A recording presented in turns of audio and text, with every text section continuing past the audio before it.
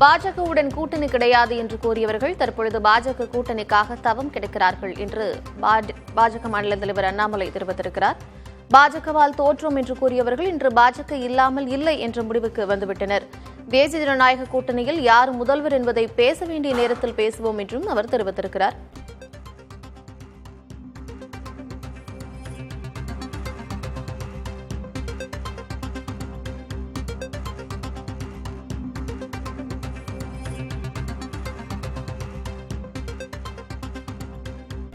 செய்தியாளர்களின் கேள்விக்கு மாநில பாஜக தலைவர் அண்ணாமலை இந்த மாதிரி தெரிவித்திருக்கிறார். அவர் பேசியவற்றை தற்பொழுது பார்க்கலாம்.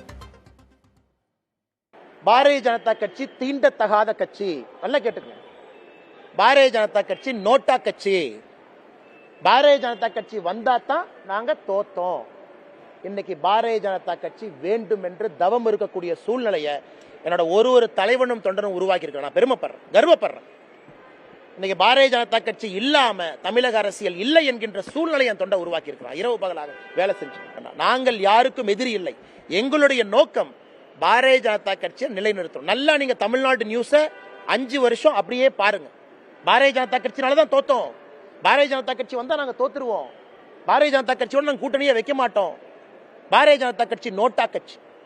அதை தாண்டி இன்னைக்கு தலைவர்கள் பேசுகின்ற வார்த்தையை மதிப்பீடு செய்யுங்க. சரியான நேரத்தில் கூட்டணியை பத்தி பேசுவோம். தேசிய தலைவர்கள் இருக்கிறாங்க. எந்த கட்சியினரையோ எந்த தலைவரையோ சிறுமைப்படுத்த நான் விரும்பவில்லை. ஆனால் பாஜக இல்லாமல் இல்லை என்ற சூழலை உருவாக்கி இருக்கிறோம். பாஜகவுடன் கூட்டணி கிடையாது என்று கூறியவர்கள் தற்பொழுது பாஜக கூட்டணிக்காக தவம் இருக்கிறார்கள் என்று மாநில பாஜக தலைவர் அண்ணாமலை செய்தியாளர்களுடைய கேள்விக்கு பதிலளித்திருக்கிறார். தேசிய ஜனநாயக கூட்டணியில் யார் முதல்வர் என்பதை பேச வேண்டிய நேரத்தில் பேசுவோம் என்றும் அவர் தெரிவித்திருக்கிறார். மேலும் எந்த கட்சியையும் எந்த தலைவரையும் சிறுமைப்படுத்த நான் விரும்பவில்லை என்றும் தெரிவித்திருக்கிறார். அவர் அளித்த பேட்டியை தற்போது மீண்டும் ஒருமுறை பார்க்கலாம். பாரதிய ஜனதா கட்சி தீண்டத்தகாத கட்சி. நல்லா கேட்டுக்கங்க. பாரதிய ஜனதா கட்சி நோட்டா கட்சி. பாரதிய ஜனதா கட்சி வந்தாதான் நாங்க தோத்தோம். இன்னைக்கு பாரதிய ஜனதா கட்சி வேண்டும் என்று தவம் இருக்கக்கூடிய சூழ்நிலையை என்னோட ஒரு தலைவனும் தொண்டனும் உருவாக்கி இருக்க நான் பெருமைப்படுறேன், கர்வப்படுறேன். இன்னைக்கு பாரதிய ஜனதா கட்சி இல்லாம தமிழக அரசியல் இல்லை என்கின்ற சூழ்நிலை என் தொண்டை உருவாக்கி இருக்கிறான். இரவு பகலாக வேலை செஞ்சு நாங்கள் யாருக்கும் எதிரி இல்லை. எங்களுடைய நோக்கம் பாரதிய ஜனதா கட்சியை நிலைநிறுத்தணும். நல்லா நீங்க தமிழ்நாடு நியூஸை 5 வருஷம் அப்படியே பாருங்க. பாரதிய ஜனதா கட்சினாலதான் தோத்தோம். பாரதிய ஜனதா கட்சி வந்தா நாங்க தோத்துருவோம். பாரதிய ஜனதா கட்சியோட நாங்க கூட்டணியை வைக்க மாட்டோம். பாரதிய ஜனதா கட்சி நோட்டா கட்சி. அதை தாண்டி இன்னைக்கு தலைவர்கள் பேசுகின்ற வார்த்தையை மதிப்பீடு செய்யுங்க. சரியான நேரத்தில் கூட்டணியை பத்தி பேசுவோம். தேசிய தலைவர்கள் இருக்கிறாங்க. இதுகுறித்து பேசுவதற்காக பத்திரிகையாளர் தராசு ஷியாம் நம்மோட இணைப்பில் இருக்கிறார். அவரோடு பேசலாம். சார் வணக்கம். பாஜகவால் தோற்றோம் என்று கூறியவர்கள் தற்பொழுது பாஜக கூட்டணிக்காக தவம் கிடக்கிறார்கள். பாஜக இல்லாமல் அரசியல் சூழல் தமிழகத்தில் இல்லை என்ற நிலையை உருவாக்கி இருக்கிறோம் அப்படின்னு பாஜக மாநில தலைவர் அண்ணாமலை பேசியிருக்கிறாரு. இந்நிலையில அதிமுக குறித்த கேள்விக்கு தான் அவர் இந்த மாதிரியான ஒரு பதில சொல்லியிருக்கிறாரு. எப்படி பாக்குறீங்க? திரு அண்ணாமலை அவர்கள் கூறிய 5 வருட வரலாறு சரிதான். காரணம் அப்படியெல்லாம் பேசப்பட்டதுதான். அதையெல்லாம் நம்ம மறுப்பதற்கில்லை. ஆனால் பொதுவாக அரசியல் கூட்டணியில ஒரு கட்சி இன்னொரு கட்சியை இப்படி எல்லாம் பேசி பிறகு எத்தனையோ முறை கூட்டணி வைத்த வரலாறுலாம் இருக்கிறது. 96 ஜெயலலிதா அவர்கள் 95 கடைசி வரைக்கும் காங்கிரஸ் கட்சியை எதிர்த்து கொண்டிருந்தார். பிரதமர் நரசிம்மராவுக்கு எதிராக சட்டமன்றத்திலே தீர்மானம், கவர்னரை வாபஸ் பெற வேண்டும் என்று தீர்மானம் எல்லாம் தாண்டி 1996 பிப்ரவரி மாதம் ஒரு கூட்டணி வந்தது. அதிமுக காங்கிரஸ் கூட்டணி. ஜெயலலிதாவே தோற்று போனார். இதான் வரலாறு. என்ன காரணம்னா இப்படி எல்லாம் தலைவர்கள் பேசி ஒரு பெரிய வெறுப்பை ஏற்படுத்திய பிறகு வெறுமனே மேல்மட்டத்தில் கைகுலுக்கி கூட்டணி அமைந்தால் கீழே இருக்கிற தொண்டர்கள் தேர்தலுக்கு சரியாக பணியாற்ற மாட்டார்கள். அந்த கூட்டணி பொருந்தாத கூட்டணி. 1980 காங்கிரஸ் கட்சியும் திமுகவும் இப்படி கூட்டணி வைத்தது. ஆளுக்கு 117 இடம் என்று. கடைசியிலே தோற்று போன பிறகு கலைஞர் முரசொலியில் கடிதம் எழுதினார். இது எலி தவளை கூட்டணி. ஒன்று தண்ணீருக்கு இழுத்தது, இன்னொன்று தரைக்கு இழுத்தது. பொருந்தா கூட்டணியால் நாம் தோற்றோம் என்று அவர் எழுதினார். அதற்கு பின்பு கூட கலைஞர் அவர்கள் ஒரு பொருந்தா கூட்டணியை பற்றி பல உதாரணங்கள் சொல்லி இருக்கிறார். இது பொதுவாக இப்படிதான் இருக்கும்.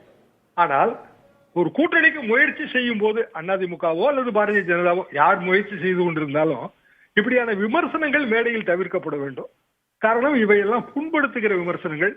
இதை தாண்டி கூட்டணி அமையும் போது அந்த புண் பெரிதாகுமே தவிர ஆறாது, காயங்கள் ஆறுவதில்லை. இல்ல, கொஞ்ச நாளைக்கு முன்னாடி வரைக்கும் அதிமுக ரொம்ப ஸ்ட்ராங்கா பேசிட்டு இருந்தாங்க, பாஜகவோட கூட்டணியே இல்லை அப்படிங்கிற பேச்சு இருந்தாங்க. ஆனா தற்பொழுது எடப்பாடி பழனிசாமி அவர்களுடைய பேச்சுல சில மாற்றங்கள் தெரியுது. அதே போல பாஜக தலைவர் அண்ணாமலையும் நாங்கள் இல்லாமல் ஒரு கூட்டணியே இல்லை அப்படிங்கிற மாதிரியான விஷயத்த சொல்றாரு. இதை எப்படி பாக்குறது? இரண்டு பேர் பேச்சிலும் மாற்றங்கள் தெரிகின்றன. நீங்கள் சொல்வது சரிதான். பொதுவாக அப்படித்தான் வரும். ஏனென்றால் தேர்தலுக்கு இன்னும் கிட்டத்தட்ட 12 மாதம் இருக்கிறது.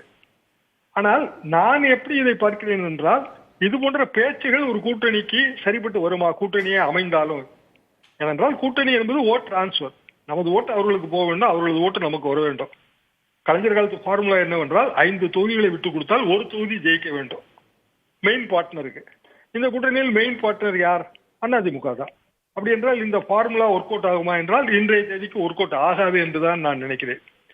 அப்படி என்றால் ஏன் இப்படியான ஒரு சூழல் என்றால், பாரதிய ஜனதா கட்சிக்குள்ளும் அதிமுக கூட்டணியை விரும்புபவர்கள் இருக்கிறார்கள், அதிமுகவுக்குள்ளும் பாரதிய ஜனதா கூட்டணியை விரும்புகிறவர்கள் இருக்கிறார்கள்.